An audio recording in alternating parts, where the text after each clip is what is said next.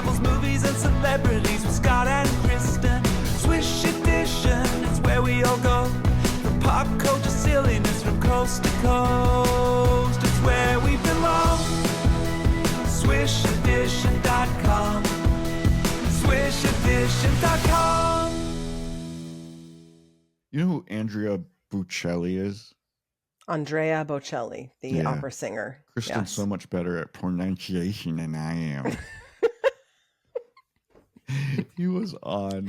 He did an interview on Mika and Joe on Wednesday morning, and I was watching it, and he has a new documentary coming out.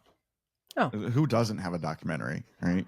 Of course, he's a pretty well-known singer of some sort, and he's blind. I found out. Right. Well, two little anecdotes. One, do you know how he became blind? No, I don't. He was hit in the face with a soccer ball when he was a kid. Are you serious? That's how he's blind. He wasn't always blind. Oh my gosh, I assumed that he was born blind. Wow, I didn't know that. How awful. Born blind. Are people born blind? Yes, they are. Oh, you can be born blind? That seems wrong. As a birth defect, yes, I'm sure. That's horrible. It's horrible. He's an opera singer, but I think he's most well known in pop culture for his duet with the woman who you love, who I can't stand, Celine out of Dion. Vegas. Oh God, yeah. How can you not stand her? That song, "The Prayer," I could listen to every single day. I love it. Yeah, no, can't stand her. But here's the funny part. The reason I brought this up is because when they were introducing him in the studio, and he was on a video link from somewhere else, and when they cut to him, he was picking his nose. Oh no! He was picking his nose. Oh, bless his heart. I know, so horrible. That's terrible. I should never go live with an interview. You should always tape them, and then so you can edit, right? Oh God, I feel terrible for him. That's awful. It's so horrible. Anyway, that's not what I was going to start Friday's show with. I was going to start with a terrible thing to start the show with. Apple TV Plus, which we both love a lot because they have some of our favorite shows on there, like The Morning Show and For All Mankind and so many other great shows. They canceled today's premiere of their newest show without giving anyone a reason. The Savant stars Jessica Chastain. The plot of the series is still pretty much under wraps. They haven't really said much about it, but we know that it does revolve around Chastain's character infiltrating. Can you say that word? Infiltrating? Radical online groups to find and stop infiltrating. Radical online groups to find and stop acts of terrorism. What the people who know things are saying is that it's possible that the plot points overlap too closely with the recent real-world events of the Charlie Kirk assassination. That's probably and that these are contentious topics right now, and maybe this is not a great time to put out a series that's all about that kind of thing. Yeah. So I get it. They've pulled all their advertising and promotions for the new show. And they say it'll come to light eventually, but what I believe that there are people, probably editors in a dark room somewhere, furiously re-editing the show. Doctoring it up. Yeah. Yep. Now, similarly, this has also happened on Apple TV Plus recently. The third season of the popular international thriller Tehran wrapped production back in 2023, but Apple TV still hasn't released it because of the Israel-Hamas war. And apparently that type of thing figures very prominently in that third season. Glenn Close is in that show. So it's been on the shelf for 2 years and they still haven't released it. Wow. And so Dale and I were also talking about this. Well, I don't know why I can't get Dale on the show because he has a lot of things to say about stuff like this. He has a lot of opinions, apparently. Too many Karens. Too many people sensitive about stuff. And his example was right after 9/11, all of Hollywood went bananas trying to take out the World Trade Centers in their movies and TV shows. And it's like, okay, but we all realize they used to be there.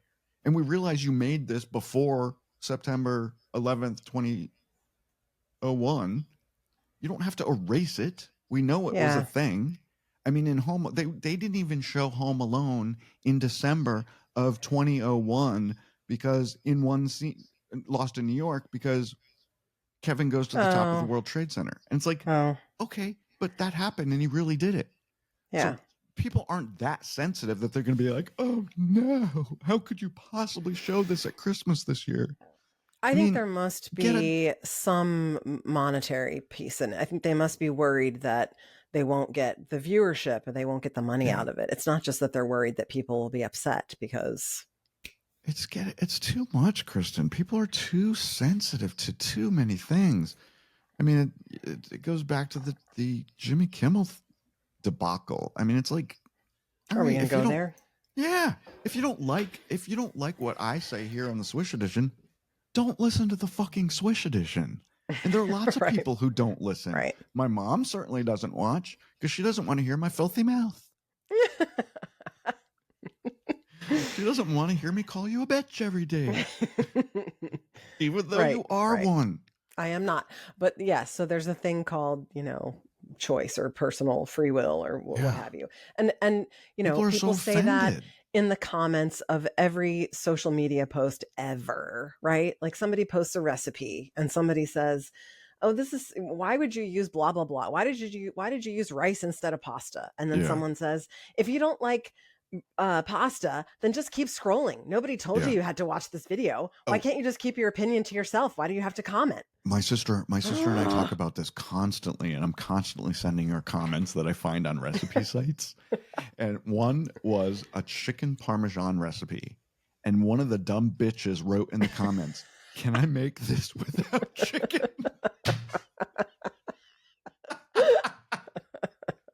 Can I make this chicken parmesan without chicken? But usually it's not the can I substitute this? What gets me is when people will say like, I made this recipe and it was absolutely terrible. I subbed the chicken for trout. I used blue cheese. I used blue cheese instead of Parmesan. Yes. And I didn't have any tomato sauce, so I used pickle juice and it was terrible. That is exactly the kind of thing I'm talking about. Oh my God.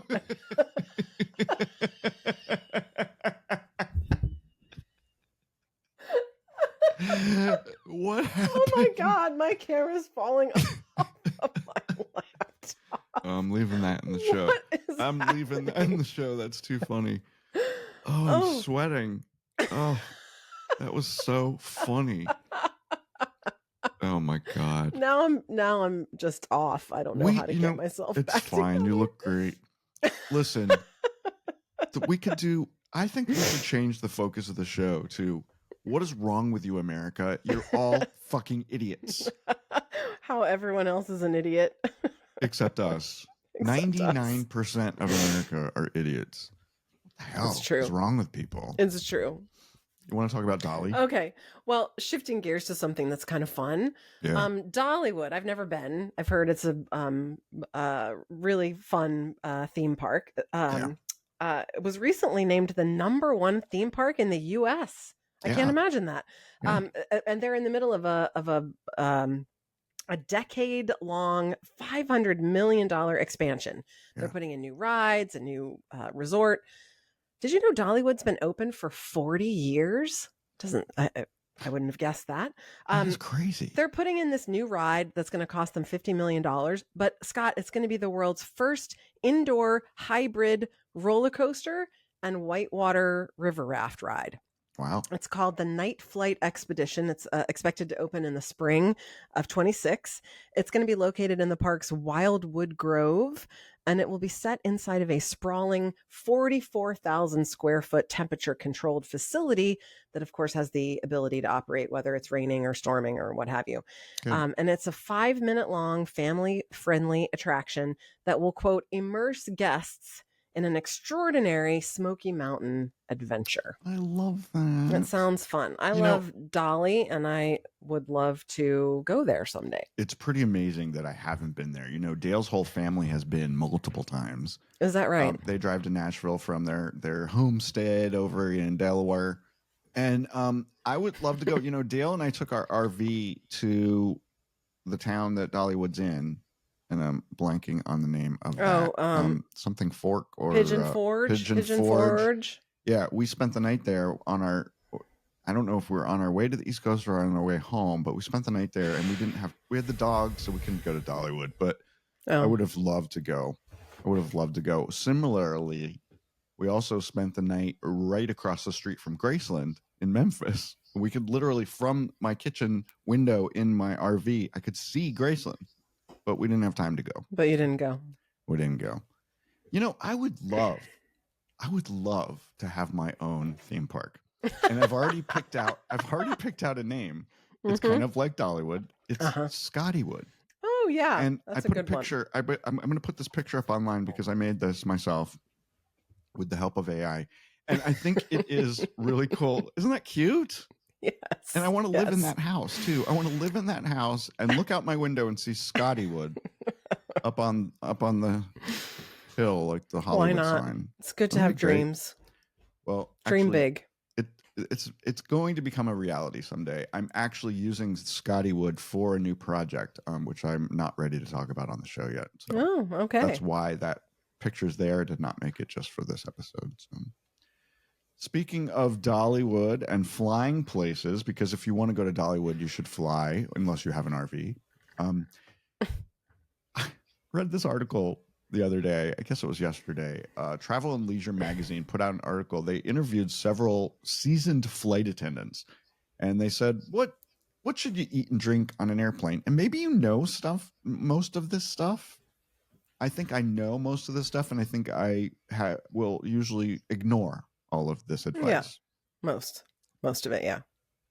The number one thing that flight attendants say you should not drink on an airplane is the coffee or tea that is served on the airplane. Do you know why? Because of the water. But that doesn't make sense to me because the coffee and the tea is heated. So it's killing whatever. The more concerning thing to me is the water part of it. Well, the water, you never, ever, ever want to drink the tap water from the airplane. The water tanks, as far as I've ever known and been told, are never really cleaned. They're just filled up at every stop, and they're just kind of gross.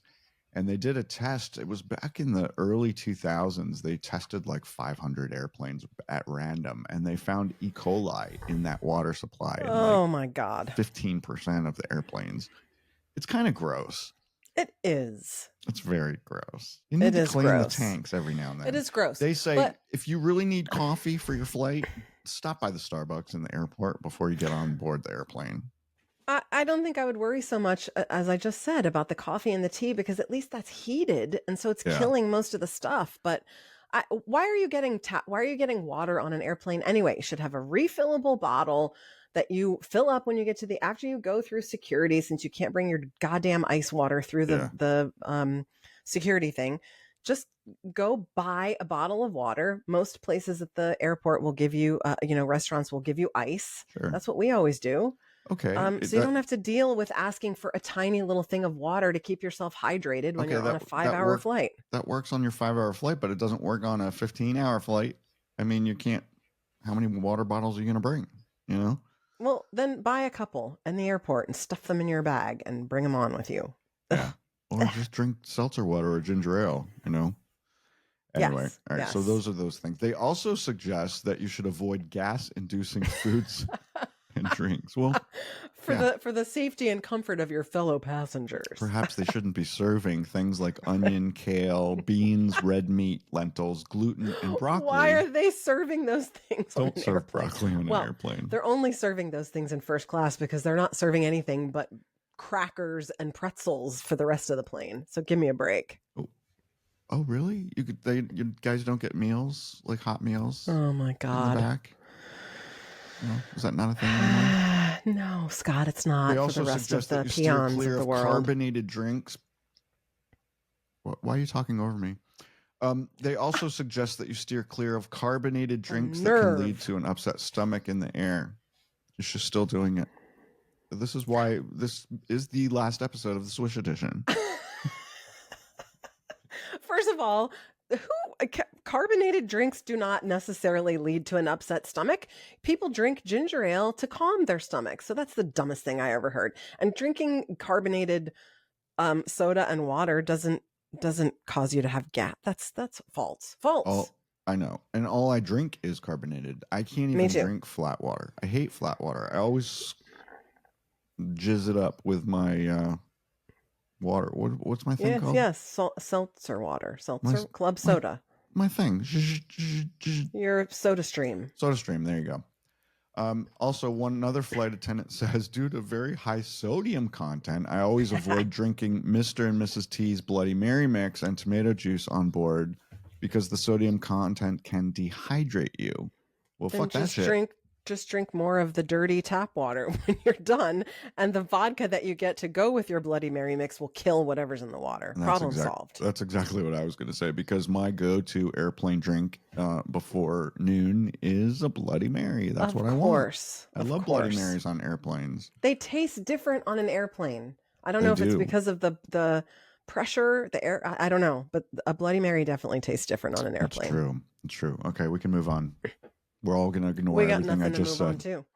Oh, well, I thought you wanted to talk about something hamburger related. Oh, right. That's an important topic. We shouldn't skip that one. So I saw that. So apparently the New York Times ran an article on this, and then the Today Show covered it this morning. National sales of Hamburger Helper, Scott, that throwback that's been around for 40 years. They're up 13% this year. And, they're attributing it to the fact that groceries cost a lot more. The cost of ground beef alone this year has gone up by 14%. So you're paying more for your pound of ground beef. And a box of Hamburger Helper is $2 in the grocery store, and it makes a meal. I also think that it might have something to do with the fact that on the show The Bear on Hulu, Sydney, the sous chef, in a scene recently, I can't think what episode it was in, but she was at a friend's house and was showing the daughter how to zhuzh up Hamburger Helper by cooking some garlic and onions first and stuff like that. And adding, I don't know, she added like a vegetable to it or added broccoli to it or something. Well, no, I get it. Love Hamburger Helper. I love it. I was never allowed to eat it growing up. My mother thought it was, processed food, and she refused to make it and whatever. My kid doesn't like it. I had this argument with Max the other night. Like, what is there not to like? It's basically mac and cheese with hamburger in it. And you love both of those things. So why don't you like them together? Yeah. It makes me crazy that he doesn't like it. Well, you just force him to eat it. He said, "This is what we're having tonight." That's what my sister did. That's not really how it works. It can work that way if you say you're eating this or you're eating nothing. No, Scott. No, that's not how it works. It's not that simple. You're not going to get a Parent of the Year award, that's for sure. That is for damn sure. Well, let me tell you about Hamburger Helper, because you suggested that this is a story we should do, and I think it is because apparently grocery prices are higher than they used to be. I don't ever look at the prices when I go shopping, but I just buy what I want. But I just cut out other things in life. That's rather privileged of you. Well, no, go right ahead. No, I'm not rich or anything. I just I've decided I want to get the groceries I want, so I'll just cut out other things in my life, like going to the doctor and stuff like that.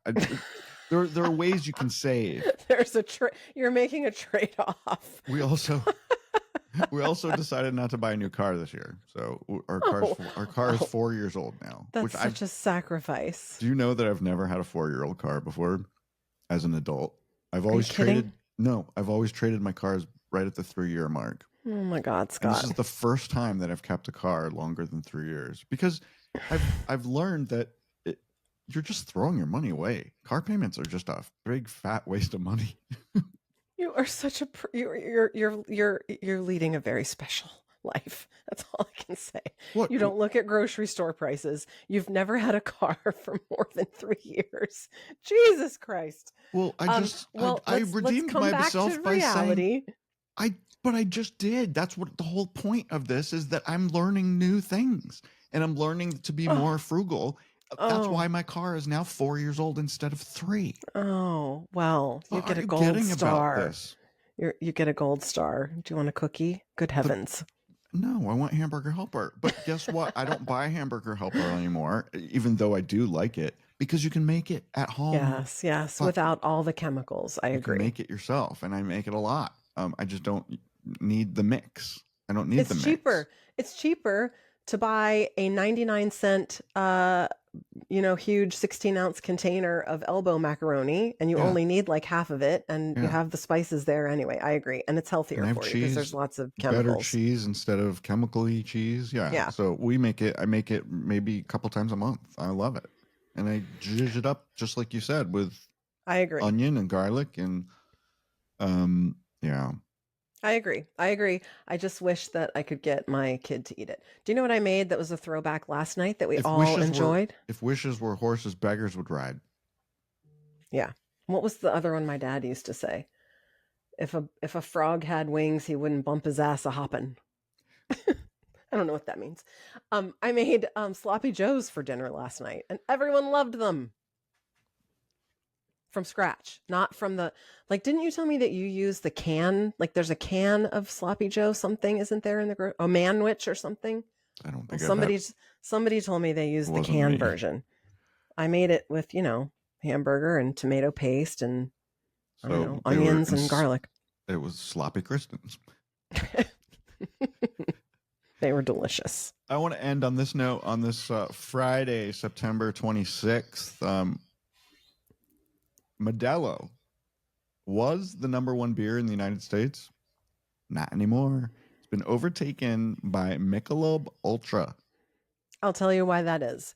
I think that is because the whole entire world is obsessed with counting carbs, and Michelob Ultra has very, very low carbs for beer. Oh my God, but Modelo is so much better. I love my Modelo. I drink Modelo almost exclusively, and I love to squeeze some lime in it. I like Modelo just like I too. do with my Coronas. I like Mexican beer. I think Mexican beer is far superior to anything Anheuser-Busch has ever made. Mexican lager is very good as a distinct. Oh, then you should try Pacifico. That's our favorite. But I really think Michelob Ultra has. It's in every single commercial. They mention the carb count, and people, and it's always like the marketing is someone, is out for a run and they come into their house and pop open a Michelob Ultra, or someone's coming from the gym, or people are outside and they're together. It's like marketed as, this is the beer for people who are fit and who care about carbs and calories. And carbs are bad. Carbs are bad. Carbs are bad. Well, I've noticed that because of all the carbs and the white potato and the white bread that we eat on a regular basis, I'm getting this little belly. But guess what else is happening at the same time? My butt's getting bigger. And I'm thrilled about that. I'm absolutely thrilled that my butt is getting bigger, because for decades and decades I had no ass whatsoever, because I'm kind of skinny. I'm on the skinny side. Yes. And I couldn't gain weight if I tried until, I started drinking too much and eating too much white bread. But now I love it because my butt's getting bigger. Now your pants are tight. I fill out my jeans so much better. Congratulations. I always filled up my jeans in the front. You know what I mean? Kristin knows. And on that note, we are going to say goodbye. Happy Friday, everyone. We'll see you again next week. Okay, bye.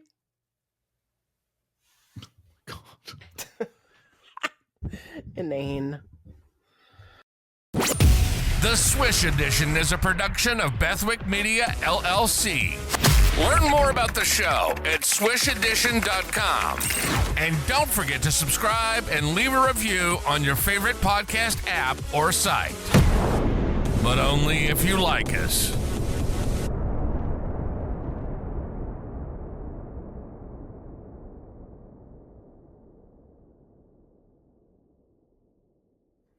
Oh, I'm so mad. Why? Because I was going to play I have somewhere on my thing, I have the Brady Bunch song. I don't know where it is,